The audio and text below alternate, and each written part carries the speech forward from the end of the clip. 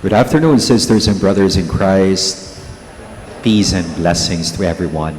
We welcome in our midst Father Gary V., the priest from the Archdiocese of Washington, D.C. So let's give a warm round of applause. Kayo na po ang bahala magtanong sa kanya if he could sing for you like the singing actor Gary V. My dear friends in Christ, ako po ay pari for almost 8 years. I've been a Pauline priest for almost 8 years. And in my ministry, a lot of people or faithful thank me personally because their special intentions, particularly healing intentions, were granted. Maraming salamat, Father. I'm already cancer-free and I could go back already to my family and serve them. Marami ho ang nagpasalamat and express their praise, their thanksgiving to God, for the healing intentions. But many also express their seeming disappointment, disillusionment, and even despair and desolation. Sapagkat hindi ho sila gumagaling sa kanilang pagkakasakit. One time, meron hong nagtanong sa akin, Father, does God play favorites? Ako naman, mabuting tao ako, hindi ako nanglalamang ng aking kapwa. Ano pa ba ang dapat kong gawin para ako ay gumaling? Does God play favorites? My dear friends in Christ, in our gospel reading today, we have witnessed the healing miracles of our Lord Jesus Christ. When God heals us, it's not just physically, but it is integral healing. Body, heart, soul, spirit. Mind, heart. It's integral. Pangkahalatang kagalingan o paghilom. Ano ho yung intention, special intention na hinihiling nyo ngayon? What kind of healing do you desire? And do you pray for in this Mass? Physical healing? Emotional healing? Psychological healing? Iba-ibang aspeto ng kagalingan ang hinihiling natin. A good friend of mine told me, Father, please pray for me because I am paralyzed. Tapos tinitignan ko siya, okay naman. Nagagalaw mo naman yung paa mo. Yung pala paralyzed. Pera. Wala nang pera sa kanyang bulsa. What kind of healing are you praying for in this Eucharistic celebration? Healing of relationships? Healing of memories? How should we indeed understand and perceive God's gift and challenge of healing? 3 things. Number 1, healing above all is God's gift. It's a grace from God. Sinasabi natin, time heals all wounds. But we may have all the time, but if God is not present, we would not be healed. A person can be cured, but not healed. Inasmuch as a person can be healed, but not cured, may not receive the gift of cure. Maaaring ang isang tao, gagaling siya sa kanyang pagkakasakit, pero walang healing. Walang healing. Marami hong pasyenteng ganyan. Gumaling na sila sa kanilang pagkakasakit, pero bakit walang pagbabago ng pananaw? Pagbabago ng pag-uugali? Walang pasasalamat sa Diyos. Inasmuch as people may die because of their sickness or illness, they did not receive the gift of cure, but they are healed with their surrender, pagpapa sa Diyos ng kanilang kalagayan, with their acceptance of their condition. Healing, above all, it is God's gift and grace. Ikalawa, kapag sinabi nating biyaya ng paghilom, isa rin pong itong desisyon. Desisyon. It's a choice. God created us without our consent, but God can never save us. God can never heal us. God can never make us whole once again without our cooperation. Gustong-gusto tayong pagalingin ng Diyos, pero ang tanong, gusto ba natin sa Kanyang pamamaraan, in His own time? It's a decision to be healed. O halimbawa, gustong-gusto tayong pagalingin ni Lord sa ating heart problem. E papaano? Ang breakfast mo ay crispy pata. Ang lunch mo, dinuguan. O samahan mo pa ng chicharon. Diba? God wants to heal us. Desires to heal us and make us whole once again. But the challenge is, are we willing to heal us the way God wants us to be healed? And finally, healing is not just God's grace, a decision, but healing, it is a journey. It is a pilgrimage.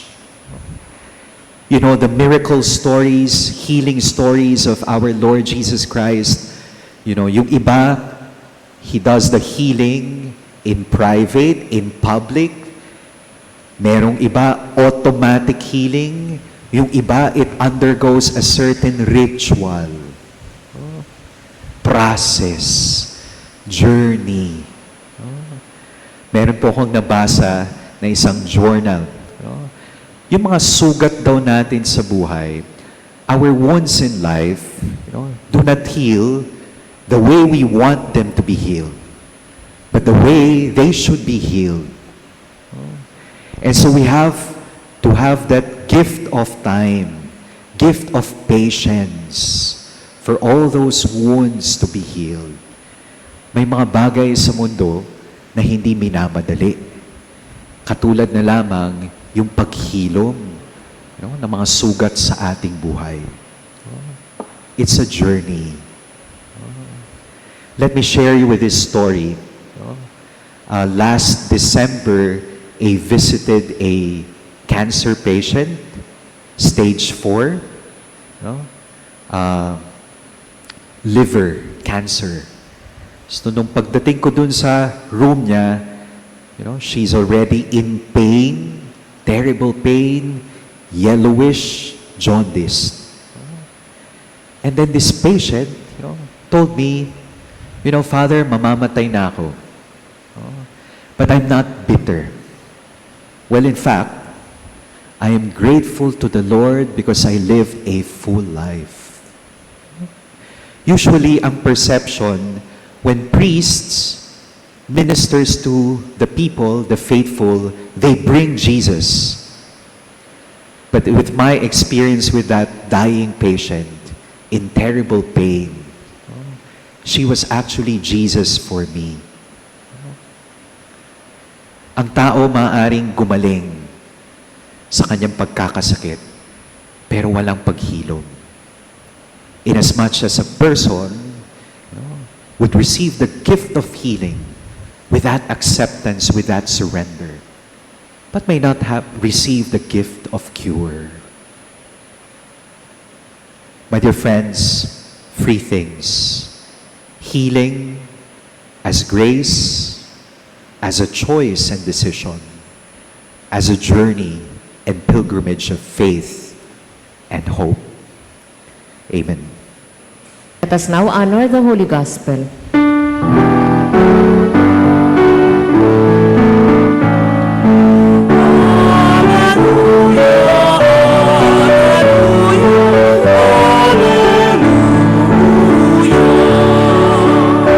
Together, Christ took away our infirmities and bore our diseases.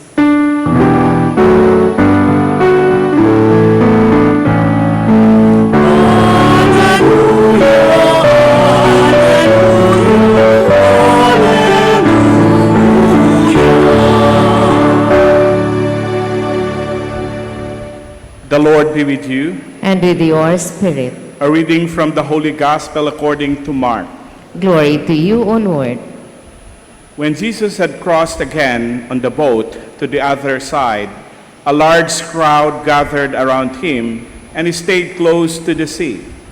One of the synagogue officials, named Jairus, came forward.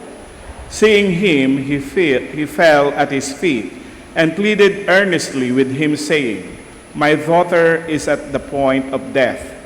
Please come lay your hands on her, that she may get well and live." He went off with him, and a large crowd followed him. There was a woman afflicted with hemorrhages for 12 years. She had suffered greatly at the hands of many doctors and had spent all that she had. Yet she was not helped, but only grew worse. She had heard about Jesus and came up behind him in the crowd and touched his cloak. She said, "If I but touch his clothes, I shall be cured." Immediately her flow of blood dried up. She felt in her body that she was healed of her affliction. Jesus, aware of at once that power had gone out from him, turned around in the crowd and asked, "Who has touched my clothes?" But his disciples said to him, "You see how the crowd is pressing upon you, and yet you ask, 'Who touched me?'" And he looked around to see who had done it. The woman, realizing what had happened to her, approached in fear and trembling. She fell down before Jesus and told him the whole truth. He said to her, "Daughter, your faith has saved you. Go in peace and be cured of your affliction."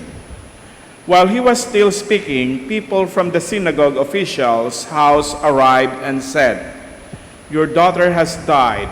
Why trouble the teacher any longer?" Disregarding the message that was reported, Jesus said to the synagogue official, "Do not be afraid, just have faith." He did not allow anyone to accompany him inside except Peter, James, and John, the brother of James. When they arrived at the house of the synagogue official, he caught sight of a commotion. People were weeping and wailing loudly. So he went in and said to them, "Why this commotion and weeping? The child is not dead, but asleep."